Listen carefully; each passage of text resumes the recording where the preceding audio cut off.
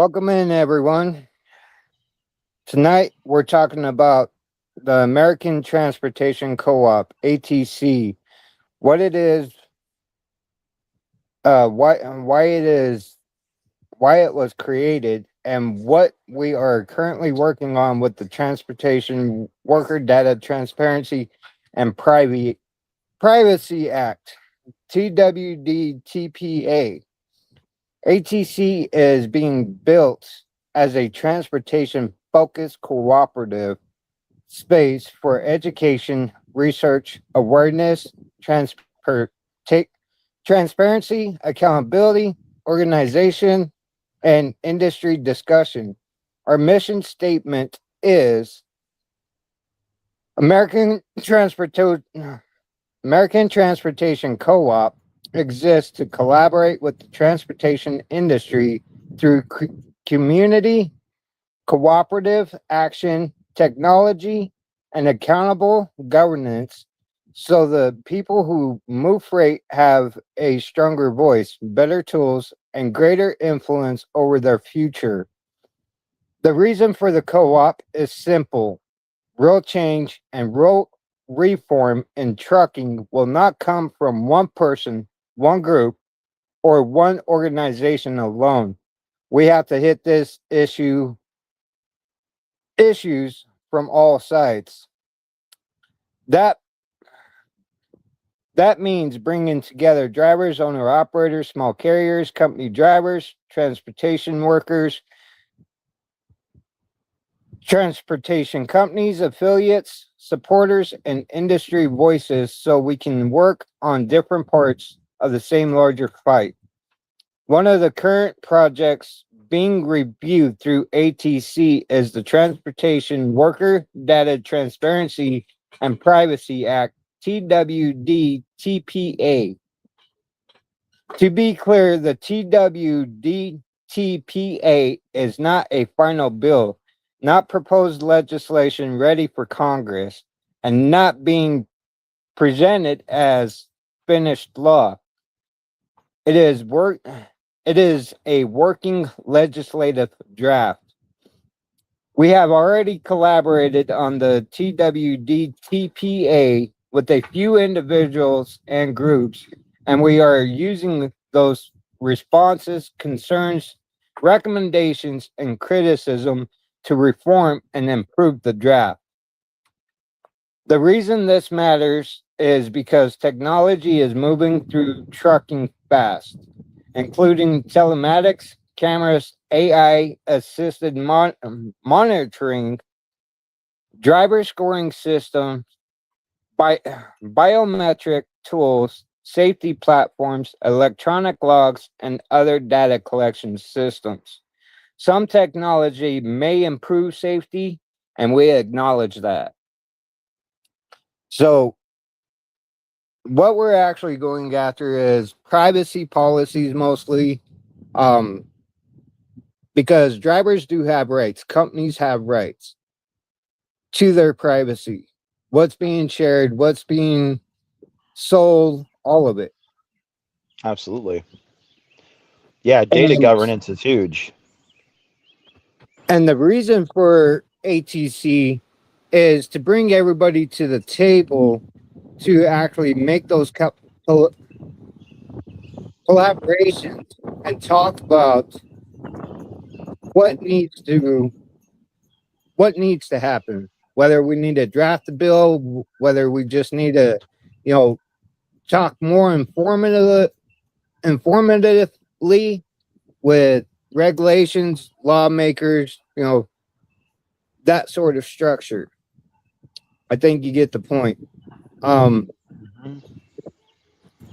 But the way that I see it is if we don't start working together, nothing's going to change.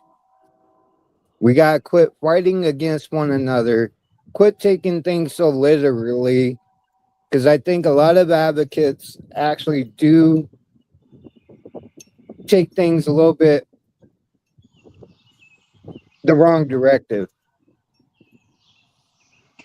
the Yeah. wrong way. I mean, we're all going to have different differences in how we want to run our business day to day.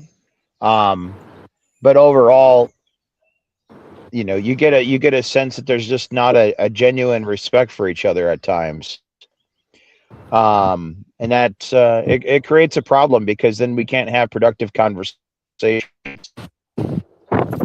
And Right. if we don't take the time to have those meaningful conversations, that's how things like the ELDs ended up getting into place because we didn't take things seriously, right? Or we didn't take the thought process into making sure that its governance was in our best interest. The way that the ELD governs us and things like that, the lack of hours of service flexibility. There was a lot of things because the trucking industry may not have been paying enough attention to the conversation earlier on that ended up with the result that we have now. Now, let's take that and let's today. Okay, we see a lot of AI governance. There's some background noise coming from somebody. All right. So, It might be me because of the wind. yeah, yeah, you got some wind in your mic there. So there, let's fast forward to today. Where are we sitting at? Well, we're seeing a few different groups in the way technology is progressing in trucking. We're seeing those that are running into it full on and they want everything to do with going autonomous. We've got companies that are rushing more towards surveillance systems. And we've got companies that are less likely to participate in those things. There's like three different kind of categories, so to speak. But where does it all accumulate? Well, a lot of it accumulates in, let's say, a regulatory framework, so to speak. Because when you look across those three different types of companies in varying degrees, they have to do with a specific lobbying group that makes a lot of regulatory recommendations that are enforceable through FMCSA. Members of that lobbying group you will find also within many of the ranks of the enforcement group known as the FMCSA. Let's just say that. And so you see a lot of molding going on. Okay. But where the conversation is not being had most times is when it comes to the two companies that I previously mentioned, the two types of companies. You have those that are rushing towards the autonomous, and you have companies that are more rushing towards the surveillance mechanisms. Okay.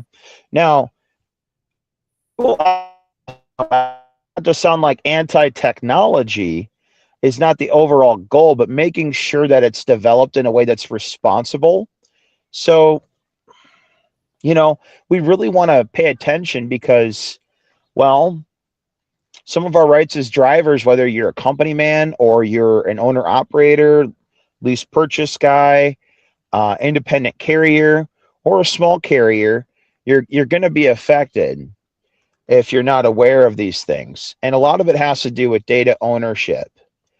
So the surveillance technology in these vehicles, the more advanced the safety features get, the more they are able to keep record of that data. Now, where is that data going that a driver is participating in?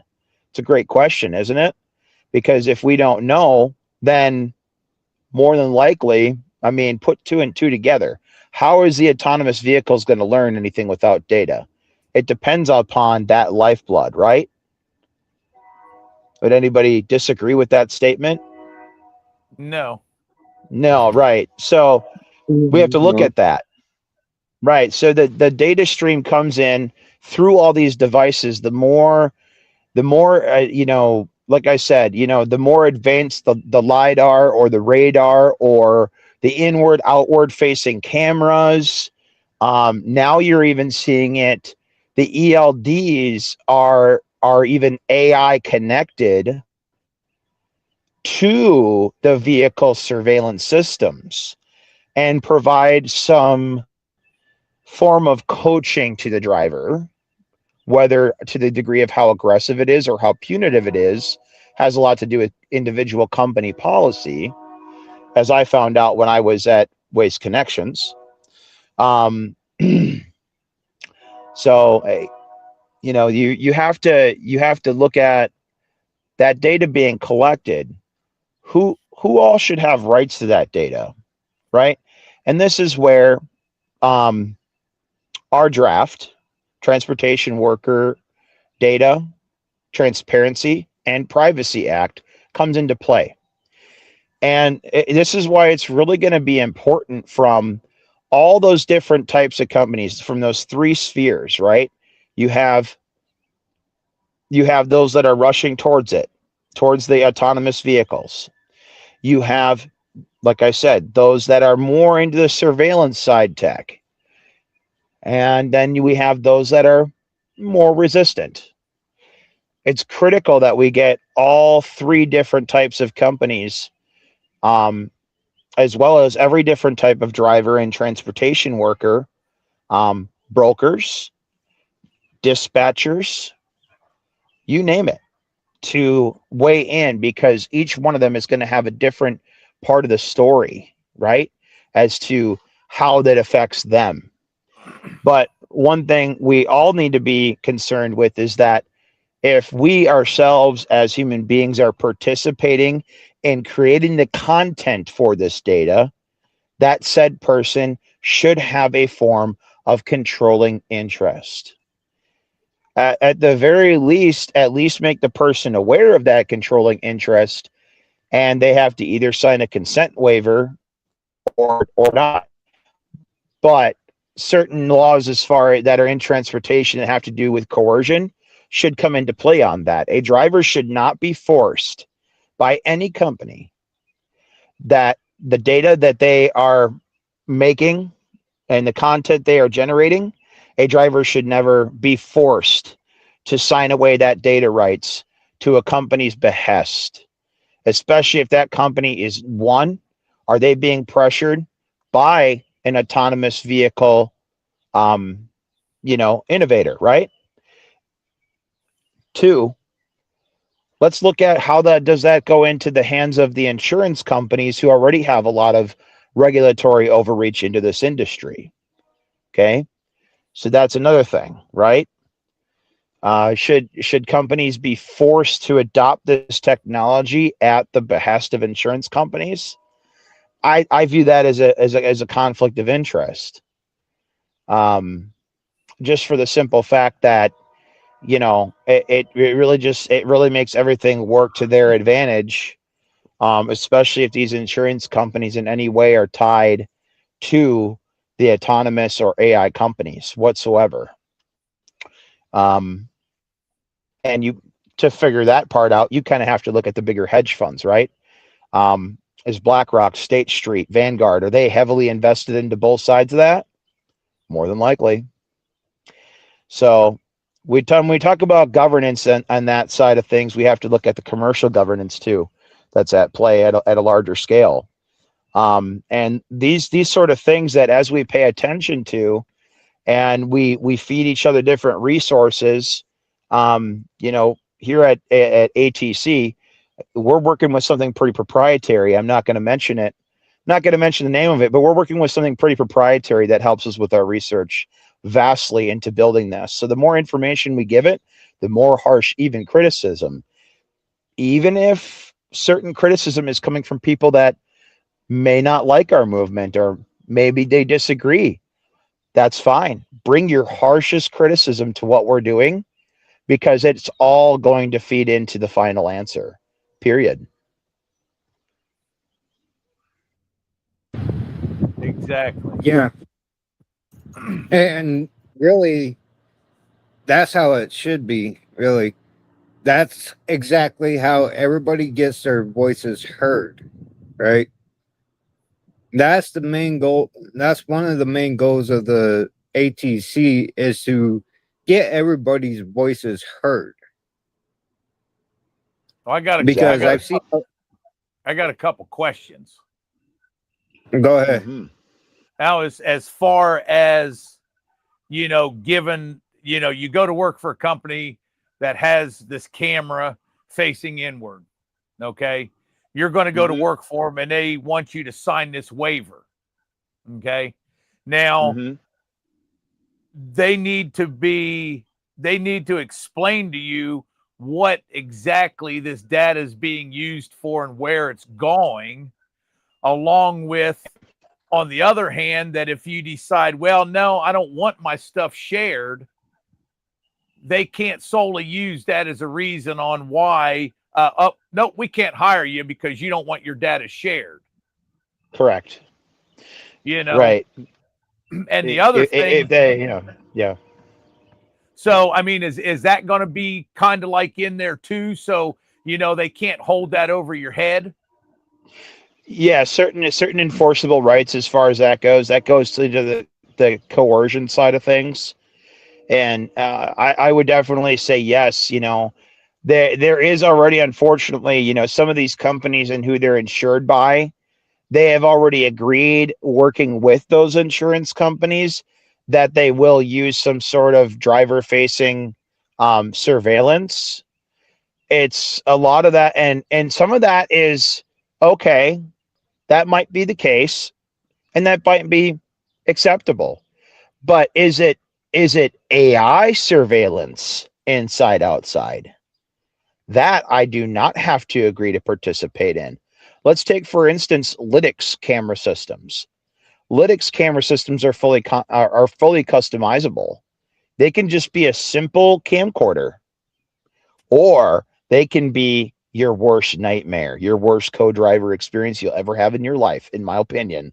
The worst, so, the companies can have full control over those aspects, but the insurance company should not be able to force a company into making their drivers succumb to that. It should be at the driver's discretion as to what level they're willing to be under. If you want to go work for that company and they've decided to have inside outside facing, then maybe you need to review your choice of working for that company if you don't agree with it, right? Because each company gets to regulate themselves. It's the data governance is the important part.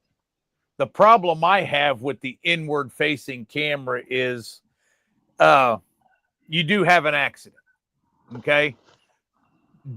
These people, these insurance companies, whether it be your insurance company, the trucking company, or the other person's insurance company, they're not going to go back just a few minutes prior to the accident to see what's going on. They're going to go back 3, 4, 5, 6 months to see what you do on a daily basis going down the road. That's irrelevant to the accident at hand. But the biggest problem that I have is someone sitting in an office that can just, let's go check out so-and-so at 2:00 in the morning. Yeah, right. When that truck's parked, that's a problem. I'm sorry, that is my time. That is not the company's time to be seeing what I'm doing. That is my time. Absolutely. And that is a big part of the privacy that goes into this as well, from the infographic that we've circulated. Had one of those, and every night for about a week, I made sure I did a particular thing for a few minutes. I got a phone call asking me why, and I was like, why are you watching? Yeah. The truck was parked, wasn't it? Well, yeah. All right, then. Mind your own business. Yeah. I don't have a camera in your house seeing what you're doing 24 hours a day. Yeah. I've seen this play out too, where friends of mine have worked for companies, and they ended up getting fired because they had a nice visitation from their spouse in their sleeper. What couples do, right? Yeah. And end up getting fired for it. That is a blatant constitutional violation. Blatant. And there's been companies that have gotten sued for that, and they should be. Because that's Yeah, right. When you are parked, that is none of anybody's business what you do. unless As it's long as it's something something that is illegal. illegal, then Exactly. you know. Exactly. Exactly. The other problem I have Exactly. too is these insurance companies, they're getting to be like the state of California. I hauled cars for 12 years. Okay. Absolutely. So you take a vehicle manufacturer, and they redesign their car. Let's just say the Chevy pickup. Okay. They do some modifications to the motor, they change some things. Well, before that can be put in production, that has to go to the state of California. It has to pass their smog and their this and their that. Why?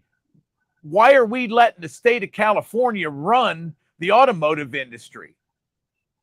And we're doing the same thing with insurance companies. They're running the trucking industry, and they're running your own private life. We pay $900 and some a month for 4 cars in freaking Phoenix, Arizona, man. Right. It's ridiculous. It's like a nuclear verdict. I think that, Chris, would you agree? Does that fall within like the whole nuclear verdict guideline? Yeah, I would agree with that. And the reason Okay, why is that's because where I see it. Mm-hmm.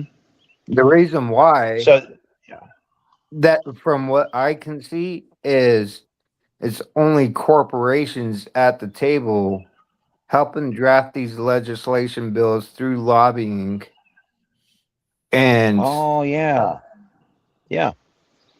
Geez, I so wonder if there was a certain cooperative that got founded. I wonder if we could change that story. I wonder. that's exactly what the ATC is for. That's what I was hinting at. Right, absolutely. That is what this cooperative is going to be about. And to our viewers here, much research and dedication has went into the foundational principles of this cooperative, which is being launched officially very soon. Because we had to do our time in research into making sure that we are structurally sound to endure and to perfectly legally and lawfully mirror those type of efforts that are against us, like that right now, right? Like what Chris was saying. From the corporate side, this will be a platform that we can present ourselves in that fashion to mirror their efforts, and in hopes that that's exactly what we will become. When the movement really gets going and the ball gets rolling and we are going full steam ahead, that is how it's going to operate. Is they are not going to be able to bury our voices again. It's not that we really want to have to do the kind of lobbying, but somebody has to be in there to counter lobby what they're doing. Otherwise, we don't have a voice. Because unfortunately, the way that our corrupt government works, ladies and gentlemen, is if you don't have a lobbyist at the table, you don't have a voice. That's the way they do things. So unless we want to we want to start doing more, what should I say, direct action that meets the guidelines of the second paragraph of the Declaration of Independence, this is how we're going to have to operate. Right. And we are working with other organizations that want to do like protests and stuff like that. Like I said in the beginning, we have to hit this from all sides. Absolutely we do. Absolutely That we do. means It's not just protest, a legislative lobbying. grassroots It's movement, yep. grassroots movement, legislative, all of it. We have to hit it Yep. from every single side. And in order to do that, you have to be organized and work together. Hence, why I say it's not going to be one person, it's not going to be one group, it's not going to be one organization. It's all of us coming together. Mm-hmm. Yeah, absolutely. But we got a couple of comments that we need to get to. So, 3J Trucking, which is actually Moonshine's fiance,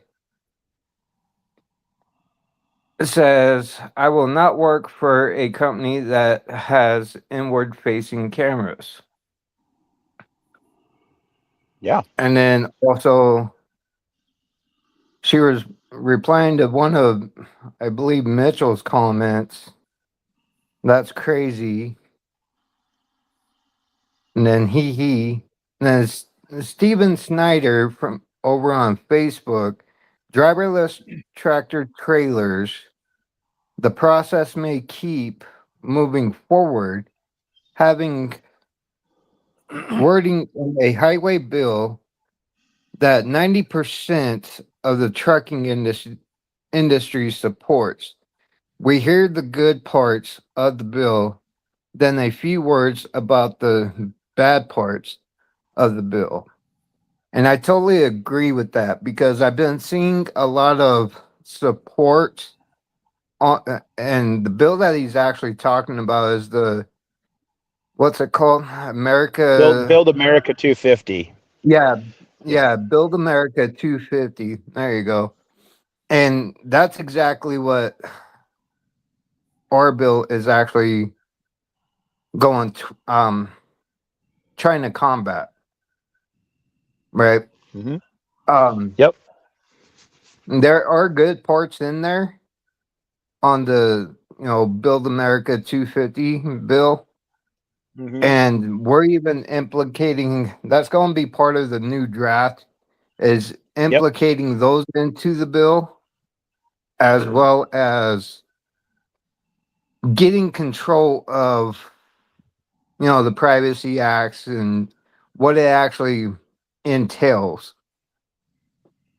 for the corporations to actually take control because they always try to this is how I see it and this is just my opinion, but anytime they draft up a bill, especially when grassroots movements are getting traction, they want to dress it up to where it makes it look good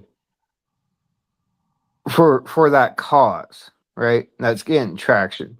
And then they want to sneak in little bits and pieces that actually take more control of that certain industry. It's not just with trucking, it's with all industries. Yep. It's like putting lipstick on a pig. Exactly. Yeah. So to speak. Yeah. Yeah. And so that's exactly why I think, the corporations are the only ones getting their voices heard. It's not the individuals, it's not the owner operators, it's not the general public. It's not anyone involved that's not in corporate America that's getting heard. We need to change that. That's exactly where ATC comes in. Yep. Yep. Yep. All voices should be able to help mold that discussion. But it's got to be done in a way where the concerns and everything are categorized, analyzed, and Mm-hmm. researched into as far as their relevancy, how they apply, and if the approach can be worked with, right? If it can be developed.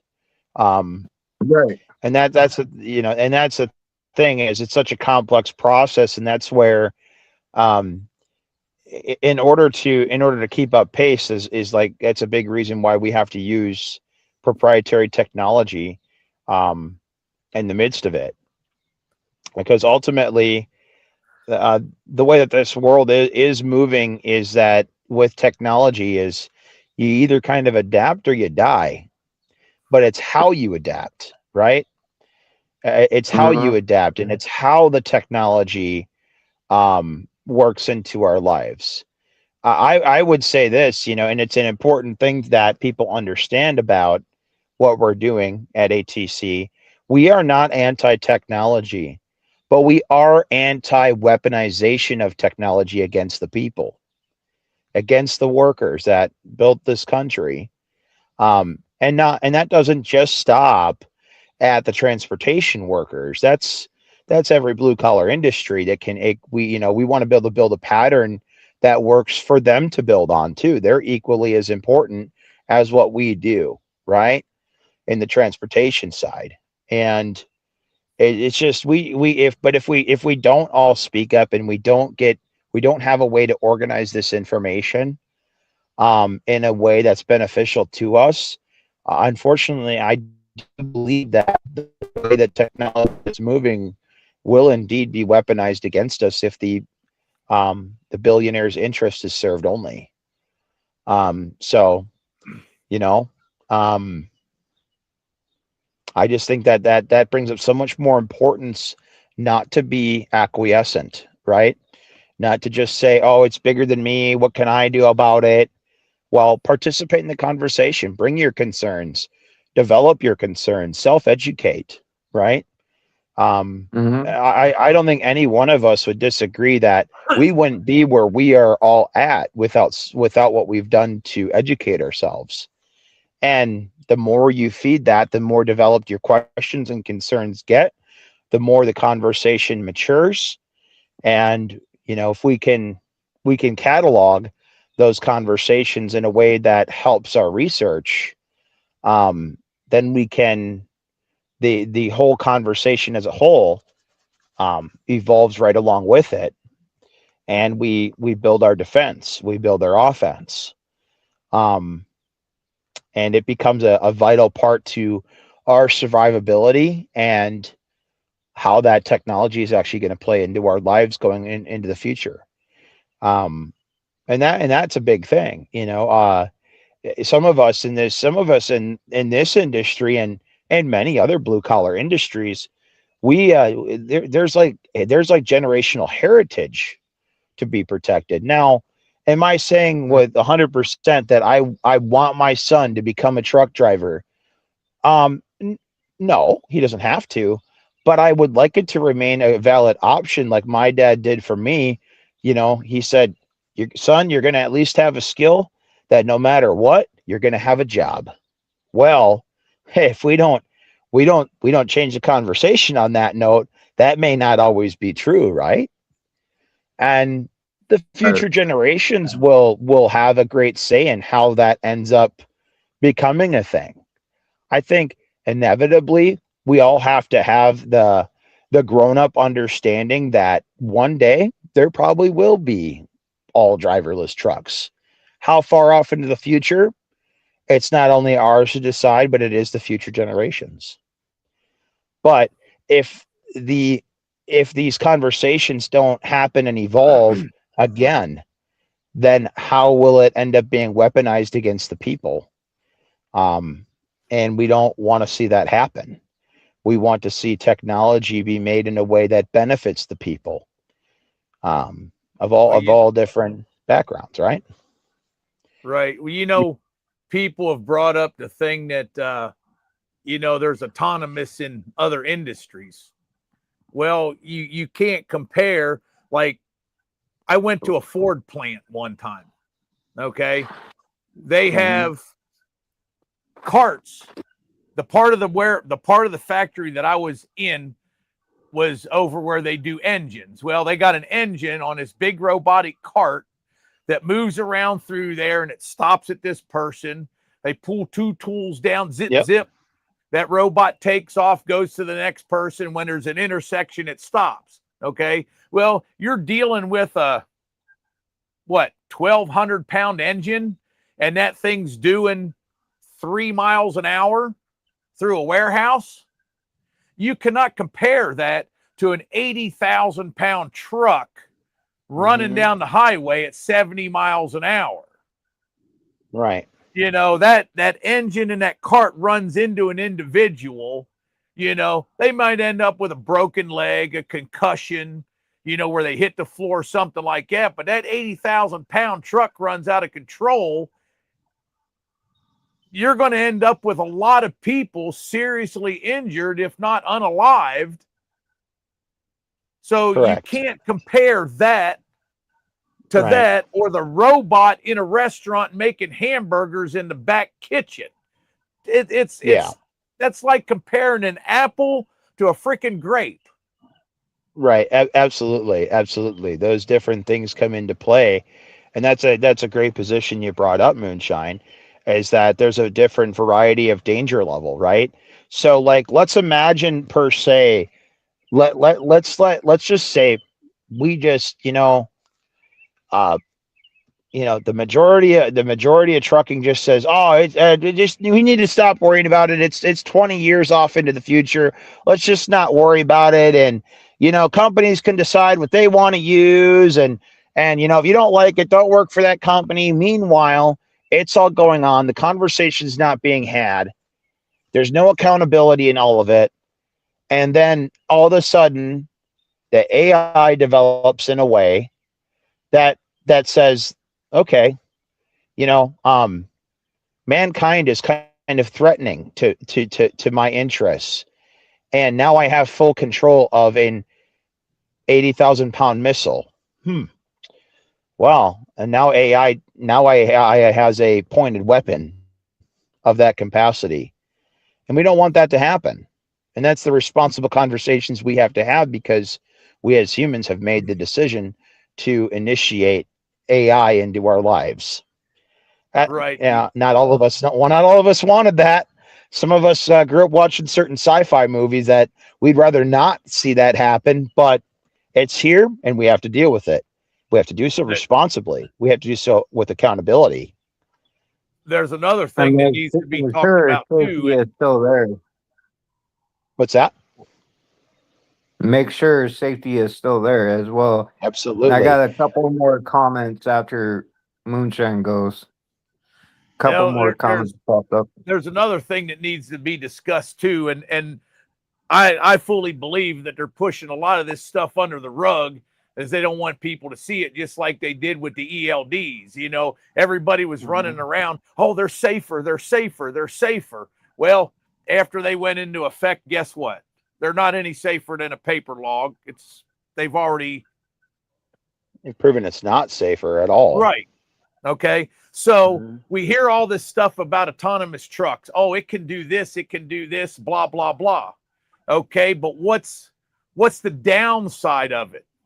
What's the Who's selling the how narrative? easy is it for me to be driving down the road in my vehicle with a dude sitting in the passenger seat or whatever with a computer to hijack that truck?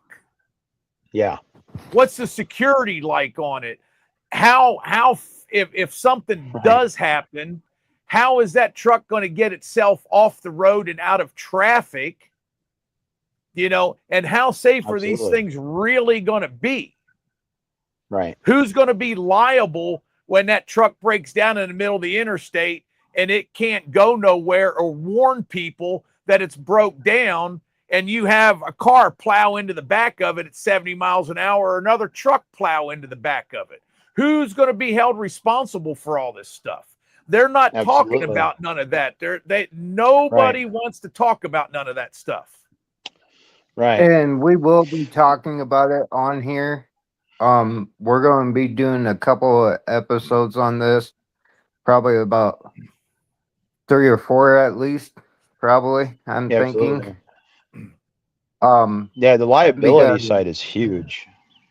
yeah, well, this topic goes so deep, and it's something that we are looking into for the legislation bill with the TWDTA TPA Act. Sorry, I'm getting tongue It's a twisted. mouthful. Yeah, it is. And that kind of goes back to Roadhammer's comment over on YouTube, because I was talking about it, about combating against the Build America Bill 250. Um, he actually said to reinforce the driver protection of the 250 bill. So, basically, what he's saying is, I should have used reinforce the bill instead of combating. So I Mhm. wanted to address that and make that correction. And he's actually right. So thank you, Roadhammer.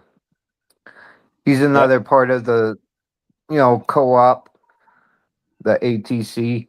And then Yep. Steven Snyder also has another comment over on Facebook.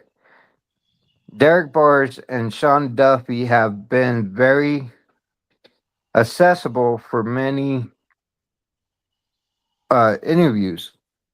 Does anyone feel the interviewer is asking tough questions or softball questions, not seeing any follow up questions when needed?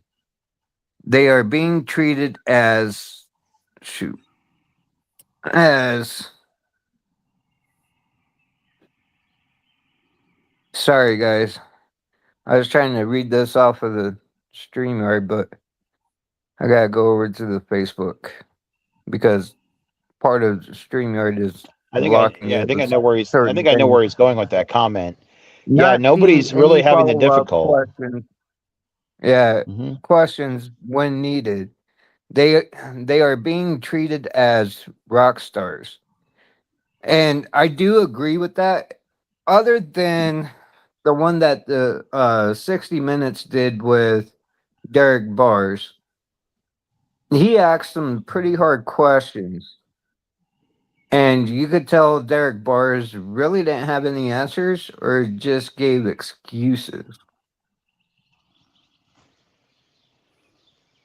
Well, that's generally So, what happens when they're asked questions that they don't know they're going to uh-huh. get asked about. Is where most interviews like Yeah. that they got an idea what's going to be asked. Right. Right. Yeah, they're not really. They're not really.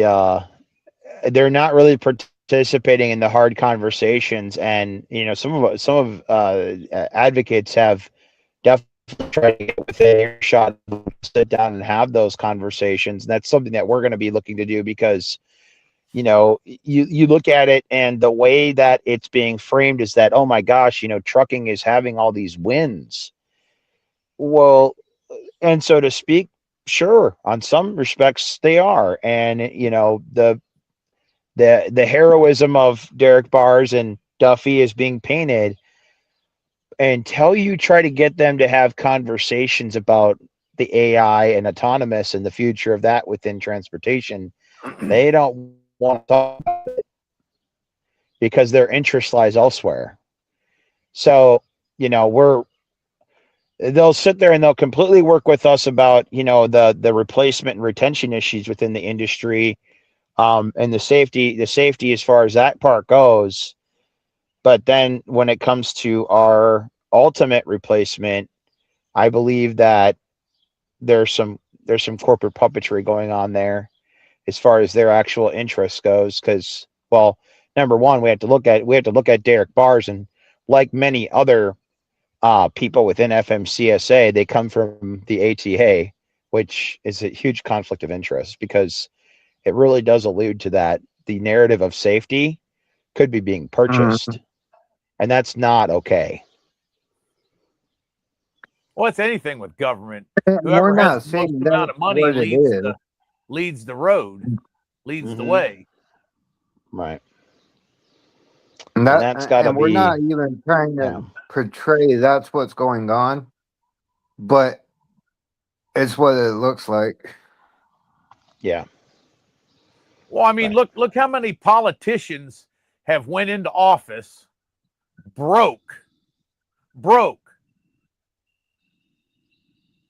and are multi-millionaires. A couple Hmm. recent presidents were that way. A couple people that got elected to Capitol Hill down there. One of them was begging for money for an apartment and now is a multi-millionaire. Hmm. Yeah, and You that know, that's a whole nother conversation, isn't it? I mean, as far as how that all, Another as far as episode. that all goes, But yeah, that's a whole, yeah, and And that's how a lot of this stuff ends up right, going. If if I don't like what you're doing, Die Hard, and I got a little bit more money than you do to push a narrative, then or to get it to swing my way, I just cough up a little bit more and make it swing my way. And that's the way a lot of stuff that goes on is because you got these lifelong politicians mm-hmm. that have been setting up there 30, 40, 50 years and have done nothing except put money in their pockets and screw the American people. Right. Well, and if we could develop a certain counter strategy, I mean, we may not ever have the finances that they do, but we may be able to have at least enough of an influential voice to counter some of the things that they're doing.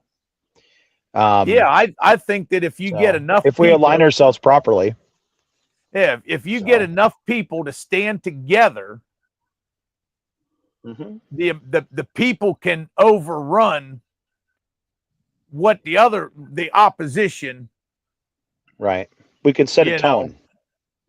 We can Yeah. set a tone. Like I mean, we set a tone, and maybe we can take an idea of leadership with what this cooperative is doing, and maybe we can kind of create a bit of a template that other working class organizations could follow. We could set a tone and a framework for the conversations and how they implement for their fields. It's funny because a lot of people always say that it has to do with money, money, money, money, money. If you don't have enough money, and we've heard that objection to advocacy groups trying to get things accomplished, you guys don't have the money. Well, there's a couple different things that work in the line of politics, not just money, influence and leverage. If you can yep. find an angle to leverage over these people, or you plot out that when you propose something, when you like let's say for instance that we get to a finalized draft of proposed legislation. Let's say for instance that we are trying to work with a certain politician on sponsoring our bill. And let's say they pick a certain reason as to why they don't want to work and they don't want to support it. But we find out that there's a contradiction in things that they have supported in the past. Now we have an angle of leverage. There's different ways when it comes to politics. If you don't have the money, you have to have the leverage. In the very beginning, let's look into worker movements in the past within the trucking industry. When the when the Teamsters first got going, they didn't have the money, but they figured on an angle of leverage. Now, some of the partners they found that leverage through weren't necessarily ethical, but they found an angle of leverage nonetheless. Exactly. And Roadhammer just commented, boys, we're already starting a think tank. Brain trust. I think a brain Yep. trust would be a good word that I think Roadhammer and I have discussed before. And that Yeah. is the level we have to be fighting on. That is a level that we do have to be fighting on, especially when it comes to things on a global scale and certain multinational entities that are working in ways of governance in that side. And something else that I want to add in there is if we get the general public behind us, and I know there's a lot of general people in the general public that do support the truck drivers Oh yeah. because I've already seen it. Oh yeah. I've collaborated with them, and that gives us another angle to actually go on. Absolutely it does. Has anybody here had the opportunity of experiencing the public support when trucks get together in a convoy fashion. Oh yeah. Boy, that's something else, isn't it? That's an experience that you'll never forget. The feeling of like patriotism and, you know, the very foundational principles of what this country once stood for really begin to express themselves in that kind of a setting.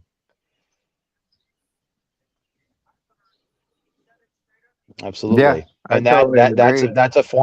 that's a form of leverage. There's a lot. It There's a is. lot of people out there that don't drive a truck, you know, but they understand that without us, they ain't gonna have nothing in their house. They ain't gonna have nothing at their job. You know, Right. there's a lot, and some people don't realize that, but there is a large number of people that have a lot of respect for truck drivers and really admire what we do. Mm-hmm.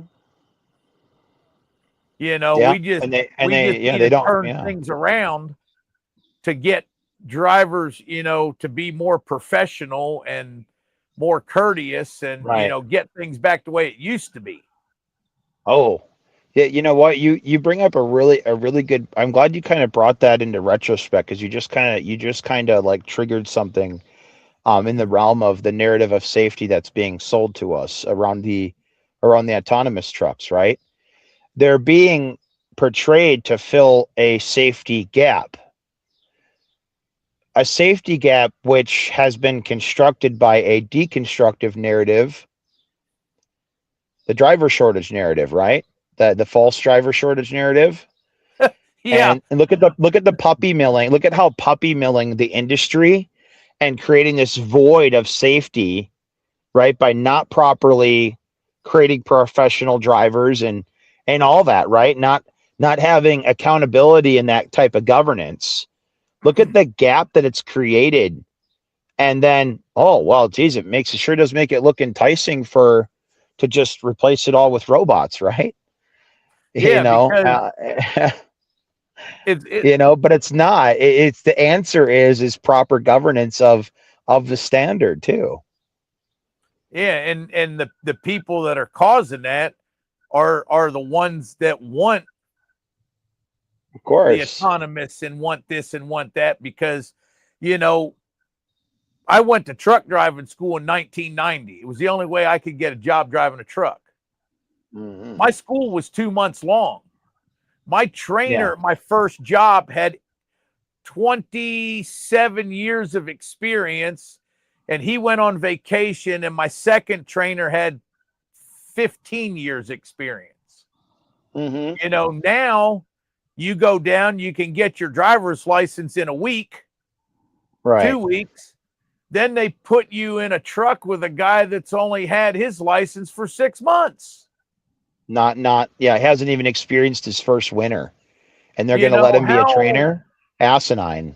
Yeah, and they wonder why they're focusing on the wrong things to Mm-hmm. make the trucking industry safer, and it's all Mm-hmm. by design. They Mm-hmm. made they throw things up in front of you to make you be like a squirrel chasing a nut, like in Ice Age. You know that squirrel in there Yeah. that's chasing Yeah. that one acorn. Yep. That's what this is like. They Yeah. throw the acorn over there and they have you chase it while they're doing something else over here. And then when they're done here, they throw the acorn someplace else to, you know, and I'm that's glad that you exactly brought what's that up. going on. I'm glad that you brought that up. Okay. I'm glad that you brought that up. There's actually a very valuable lesson in what you just said. I'm going to reference that movie reference that you said there because there's an allegory. That squirrel is an allegory for distraction. So in the movie Ice Age, there's a huge world change going on, right? And Exactly. that squirrel serves as kind of a comedic relief, but a distraction from the overall picture of what's going on, right? Let me bring that for instance within the transportation industry. There's a lot of moving pieces going on. It's a very ever changing and ever evolving world that we live in transportation and how everything is moving forward. Okay. Now, let's take, for instance, there's a lot of times, with like, okay, like when, let's just say, for instance, let's rewind the tape back a couple years, right? ATU comes out of the woodwork. Bam, non-domicile drivers, and bam, bam, bam. Everybody's all about that. Meanwhile, what things are happening to the greater world of trucking? The market's changing. The the autonomous vehicles were further developed. Meanwhile, everybody's distracted by one thing. That's why we can't just stay focused on one thing when it comes to the transportation industry. We have to learn how to adapt and overcome that hyper focus on one thing. That being said, the hyper focus on the big thing that could replace us all is important. We can't lose sight of that. But when it comes to the different issues in the industry, we have to be careful of how much we focus on one's in priority level, right? We can focus on the rates, we can focus on the market, we can focus on truck parking, we can hyper focus on anything. But if we're not going to focus on the conversation of what could ultimately replace us all in the future. It's just going to silently develop underneath our noses the entire time.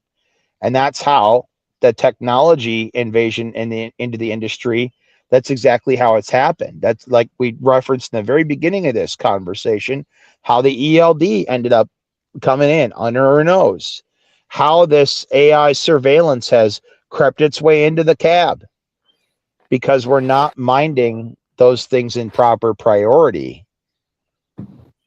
And those cameras that they put facing inwards, Mm-hmm. the one that I had at this other company wasn't very smart. Okay.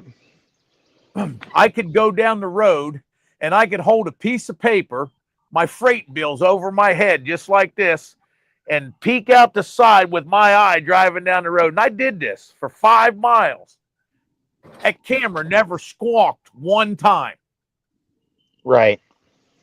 I covered up my head, my whole eyes, and was looking through my fingers. That thing never squawked one time. The only time that Right. damn thing would squawk was when you didn't have your seatbelt on, or you picked up your cell phone, Right. or you got too close to somebody. That's the only time that daggum camera ever squawked. Right. Yeah. So right, they have a different parameter setting as to how sensitive it is to things, right? So that's where that comes into play. Now, there's companies out there, a lot of drivers, oh, if they have any kind of inward facing, I'm not going to work for them. That's great. If you do decide to work for them and it's just the simple, hey, look, it is recording. It's only recording when the truck is in drive. And it's for those moments that, hey, if something happens, it can potentially work to your benefit because it can prove that you were doing everything right. Or it could be proven that you were doing something distracting that you have to take accountability for. The other So thing is, there's a side of it, and there's a side of it in there. But it's when it's AI making those decisions, like you said, sometimes it ain't real smart, it ain't real bright. It's a parameter setting. But there again, it is all still collecting data, which is feeding the right. ultimate replacement. The other Could thing be. is with Could be. the other thing with those two is they have microphones. We need to start wrapping this up. We're already at almost an hour, and there's a couple more comments that we gotta get to. Like I said, we're Awesome. going to be doing more episodes on this whole topic. It all lines up. But Trucker Steve, CDL instructor over on LinkedIn, Sean Duffy at a budget subcommittee hearing said only the best truck drivers should have CDLs.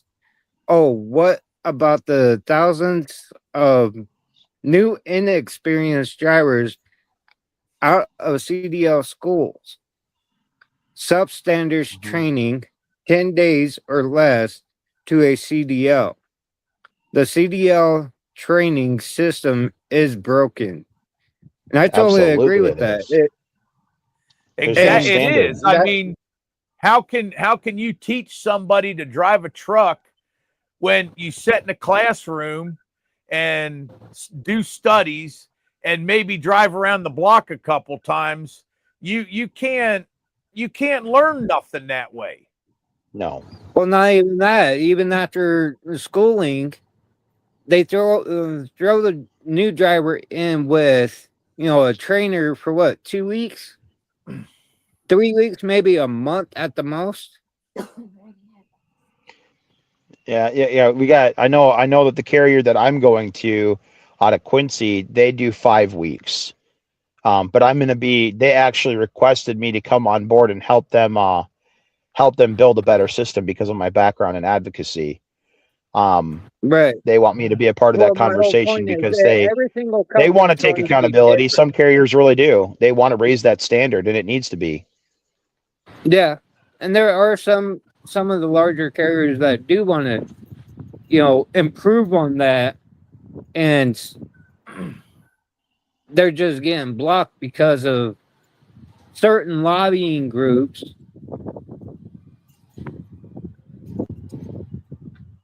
But we won't go into Yep. that. Not yet. It's a big topic, right? Big topic. Yeah, Yeah. it is. And then Yep. And I Roadhammer, think that's a whole episode in and of itself. yeah, it is. Then Roadhammer had a comment to Moonshine. Don't forget about the sacrifices. Mm-hmm. I believe he was when you were talking about, the ELVs and all of that. Oh Right. The certain movements and stuff. And yeah. then Trucker Absolutely. Steve had another comment. It's actually got two more. And then he's got, since I am close to DC, I have trained police officers to keep DC from being shut down. Also, fire department officers. How many experienced drivers want to train the new, inexperienced new CDL drivers? Now, to that question, there's actually quite a few drivers that don't mind training, but it's the way that the Mm-hmm. companies want to control how they train. That's the problem. Absolutely.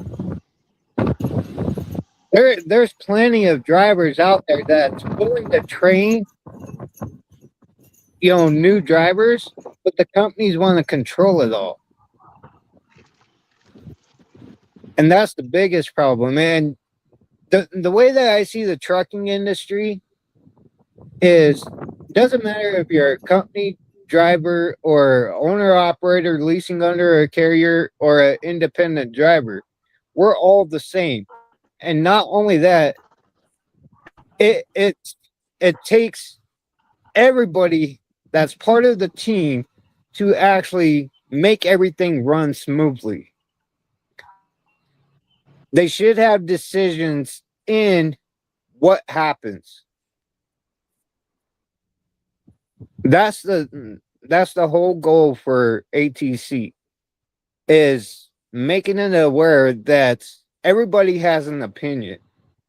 This is more of a business.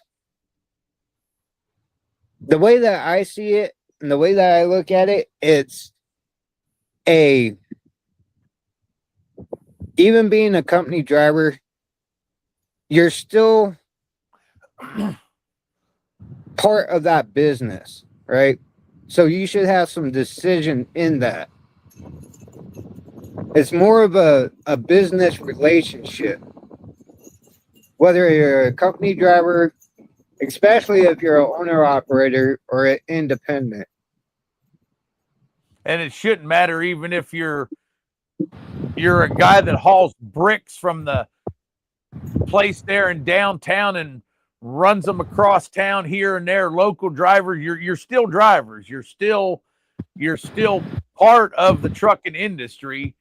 You know, you might not drive more than 50 miles away from your home base, but you're still a driver. Your word still matters.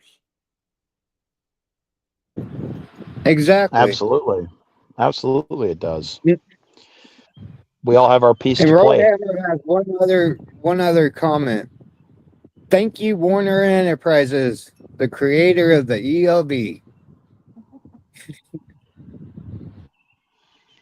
Qualcomm, Yeah. back in the day. Mm-hmm. At least back then, you could whoop it. But, I had to pay that's for a whole couple of them because I got tired of listening to them squawk in the middle of the night. So I hung them out the window and they got rained on. other. Trucker Steve just put into the comments over on LinkedIn. Please check out Broken CDL Trucking Systems. Okay. So We can yeah, look in, we can look we'll into look we can look into for that. sure. Yep.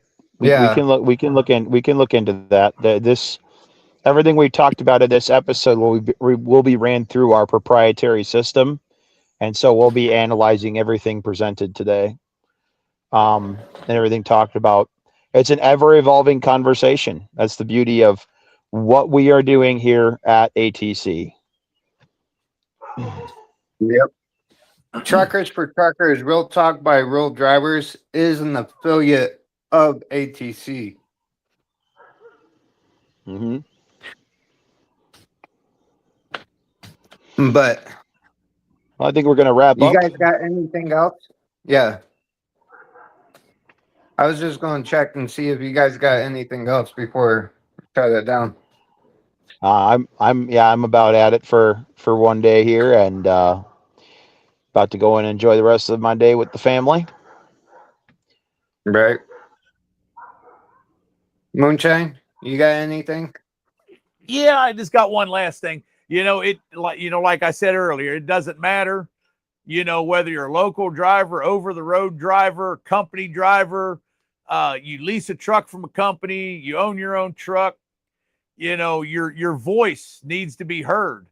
If you got something that you feel is important, let us know. Put it out there.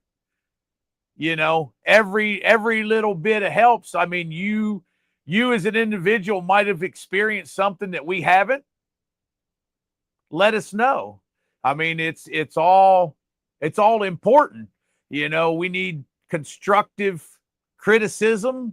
We need a lot of help, and all of us drivers need to come together and unite as one big ass group. 2 million, 3 million truck drivers banding together.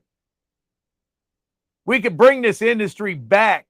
Hell, even 1 million of us, we could bring this industry back to where it used to be and make life a lot better for everybody. Well, it's not even just the truck drivers. You got to add in the general dock public. workers, the people that work at the truck stops, the 7-Eleven, everybody. It's the shippers, everybody. the receivers, the brokers, Right. everybody. Yes, everybody. We can dawn a whole new era. We can bring the great lessons from the past that Moonshine referenced to, and we can build a whole nother future. But we have to participate. I would like to see constructively. This is going to be the last thing I got to say, and I'm done. I would like to see the drivers out here now that have been driving for 2, 3, 4, 5 years. Hell, even my wife's been driving almost 7. She hasn't experienced what it was like for me when I was driving. Sitting around the truck stop on the weekend, a bunch of you get together, barbecue, shoot the shit. You're squawking at each other, going down the road on the CB radio, looking out for each other. That is what we need to bring back. We need to bring the camaraderie and we all treated each other like family. We weren't worried about your color, where you came from, your language. We all got along. Brother and And that's sisterhood gotten of the lost over highway. the years. So enough said. I'm done talking because I can go on about this all night long. I've been doing Yeah. this for 35 years, so I got a lot to say. And that's the other side to APC is we are bringing back the brotherhood, the sisterhood back to life. Everybody says it's dead. It's not dead. It's on life support. We're going to give it the shock that it needs to bring it back to life. That's it. And it doesn't matter color, where you came from, male, female, or your sexual orientation, whatever you want to identify of. If you're a truck driver, you're part of this family. Yep. Bottom line. 100%.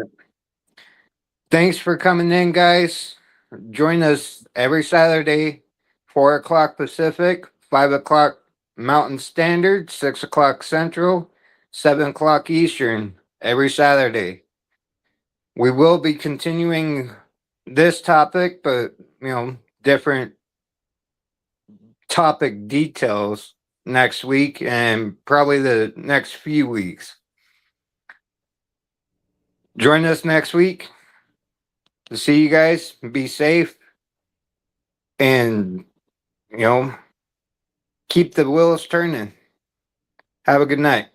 Yes, sir. Moonshine Express. Peace. The one and only die